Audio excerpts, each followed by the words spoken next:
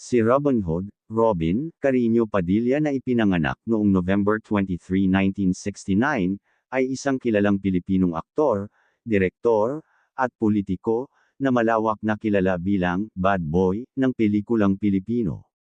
Gumawa siya ng kasaysayan sa pamamagitan ng nangunguna sa halalan para sa Senado ng Pilipinas noong 2022, at nagsilbi bilang unang Muslim na senador ng Pilipinas mula noong 1995. Tinaguriang "The Prince of Philippine Action Movies", umangat si Robin sa pagiging superstar noong dekada 1990, sa pamamagitan ng pagganap sa mga papel na matitigas ang loob, anti-hero, at gangster sa mga blockbuster na hit gaya ng Anak ni Baby Ama at Bad Boy. Bukod sa pag-arte, isa rin siyang filmmaker, screenwriter, at producer na kilala sa pagharap sa mga makasaysayang proyekto tulad ng pagganap bilang Andres Bonifacio sa Bonifacio, ang unang Pangulo. Ayon sa kanyang opisyal na Statement of Assets, Liabilities, and Net Worth, o SALN, ang kabuuang net worth o yaman ni Senador Robin Padilla ay nagkakahalaga ng $4.14 million, o 244 million pesos.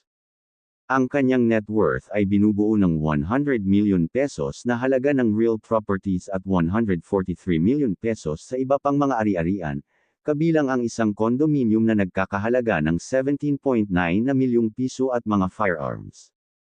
Ang naipong yaman na ito ay resulta ng ilang dekada ng lubos na matagumpay na trabaho sa industriya ng libangan sa Pilipinas, kung saan bumuo siya ng isang maalamat na karera bilang action star, kasama ang iba't ibang pamumuhunan sa real estate at mga negosyo. Ang kanyang portfolio ng real estate ay isang mahalagang pinagmumulan ng kanyang yaman, na may mga ari-ariang umaabot sa mahigit 335.1 na milyong piso. Bago ang kanyang karera sa politika, isa siya sa mga aktor na may pinakamataas na kita at pinaka-iconic sa pelikulang Pilipino, na nakakuha ng napakaraming papel sa mga pelikula at mga kapaki-pakinabang na commercial endorsement. Ang kasalukuyang mga negosyo at ari-arian ni Senador Robin Padilla ay pangunahing nakaugnay sa motion picture video production and distribution, property leasing, buying, selling, renting, agriculture, and operation of dwellings at sa negosyo ng retail ng kanyang asawa. Kabilang sa kanyang pangunahing negosyo at personal na ari-arian ang media and entertainment, nagpapatakbo siya ng isang kumpanya ng produksyon ng pelikula na tinatawag na RCP Films International, dating RCP Productions, na nakikibahagi sa paggawa ng mga pelikula at paglikha ng nilalaman. Real estate, nagmamay-ari siya ng mga komersyal, residential na paupuhang ari-arian, na pinakatanyag na kinabibilangan ng kanyang malaking complex ng ari-arian sa Quezon City. Agribusiness, pinangangasiwaan niya ang mga ari-aring pang-agrikultura, kabilang ang 5 ektaryang sakahan sa Malang, North Cotabato, upang isulong ang pagsasaka, pangingisda, at agri-entrepreneurship. Bukod sa kanyang direktang mga operasyon sa negosyo, nananatili siyang isang napaka-aktibong commercial endorser, na nagpo-promote ng mga pangunahing tatak tulad ng IAM Worldwide at matagal nang may ugnayan sa Kawasaki Motors Philippines. Noong 2020, si Robin at asawang si Mariel Rodriguez ay nagpagawa ng apartment para sa kanilang mga kasambahay. Nang makita ni Robin ang tinitirhan ng mga kasambahay nila, nagpagawa siya ng apartment sa compound ng Museo Padilla at dito lumipat ang pamilya ng kasambahay nila. Sina Senador Robin at ang kanyang asawang si Mariel Rodriguez ay naninirahan sa isang marangyang bahay sa Quezon City. Ang maluwag na tirahan ay may disenyong parang resort at ibinigay kay Mariel ni Robin bilang dowry. Isang malawak at napakaluhong tahanan na tampok sa mga celebrity tour, na nagsisilbing pangunahing tirahan nina Mariel, Robin, at ng kanilang 2 anak na babae. Mayroon din itong playground para sa kanilang mga anak. Napakaliwanag nito. Sagana ito sa natural na liwanag at wala itong mga kurtina. Hindi kailanman inisip ni Mariel na kailangan ang mga kurtina, kaya wala siya nito sa kanyang bahay. Wala rin silang interior designer na nagdisenyo ng bahay. Kung ano ang itsura ng bahay ay purong bunga ng kanilang sariling personal na paghipo at kagustuhan. Bukod sa kanilang dating bahay, ang mag-asawa ay nagmamay-ari din ng isang event space sa Novaliches na tinatawag na Museo de Padilla.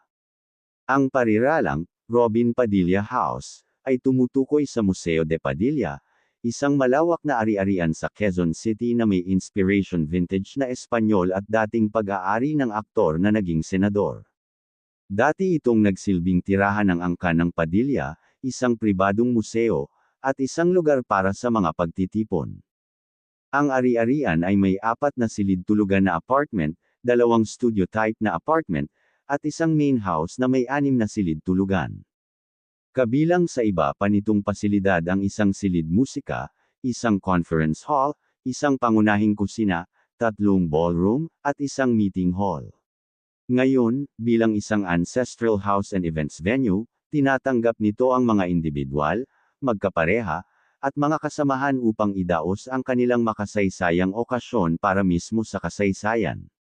Pero noon April 2026 ay ibinibenta na ito ng senador.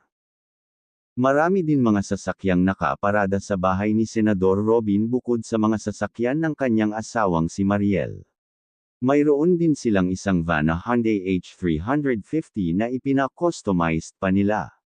Ito ay isang uri ng mga mamahalin at customized na sasakyan na madalas pag-aari ng mga kilalang celebrity at personalidad sa Pilipinas.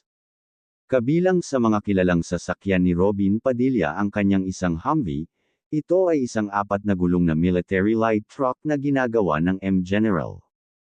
Ipinakilala noong dekada 1980, pinalitan nito ang tradisyonal na military jeep. Kilala ito sa napakahusay nitong kakayahang dumaan sa off-road, tibay, at pagiging maraming gamit sa iba't ibang uri ng misyon. Ang mga presyo ay mula sa 800,000 piso para sa isang gamit na mas lumang modelo hanggang sa mahigit 14.5 na milyong piso para sa isang brand new na Hummer EV. Nagkaroon din siya noon ng camper RV, na kapansin-pansin niyang ipina-auction para sa kawanggawa upang matulungan ang mga biktima ng pagkubkob sa Marawi. At iba na nitong mga sasakyang gaya ng puting SUV na kanyang ginagamit sa trabaho. Ang personal na buhay ni Robin ay kasing dinamiko ng kanyang karera. Una siyang nagpakasal kay Lizel Sicangco noong 1996, at nagkaroon sila ng 4 na anak, sina Queenie, Kylie, Zinzin, at Ali. Matapos ang kanilang diborsyo noong 2007, pinakasalan niya ang TV host na si Mariel Rodriguez noong 2010. Mayroon ang mag-asawa ng 2 anak na babae, sina Isabela at Gabriela. Madalas na napupunta sa mata ng publiko ang mga relasyon at buhay pamilya ni Robin, na sumasalamin sa kanyang katayuan bilang isang kilalang personalidad sa publiko. Si Robin Padilla ay nananatiling isang prominenteng personalidad sa parehong larangan ng entertainment at politika. Bilang isang senador, naging matapang siyang magsalita tungkol sa mahahalagang reformang pambatas, lalo na yaong may kinalaman sa katarungang panlipunan at pag-ibsan ng kahirapan. Sa larangan ng entertainment, nagpahayag si Robin ng interes na tuklasin pa ang mas maraming proyektong pampelikula na umaayon sa kanyang mga pinahahalagahan, na pinagsasama ang sining at advokasya. Hindi may kakaila ang impluwensya ni Robin sa kulturang Pilipino. Bilang isang tagapanguna sa genre ng action film, naging inspirasyon siya ng napakaraming artista. Ang kanyang paglipat sa politika ay nagpapakita ng kanyang pagiging maraming mukha, na nagpapatunay na ang kanyang impluwensya ay higit pa sa silver screen.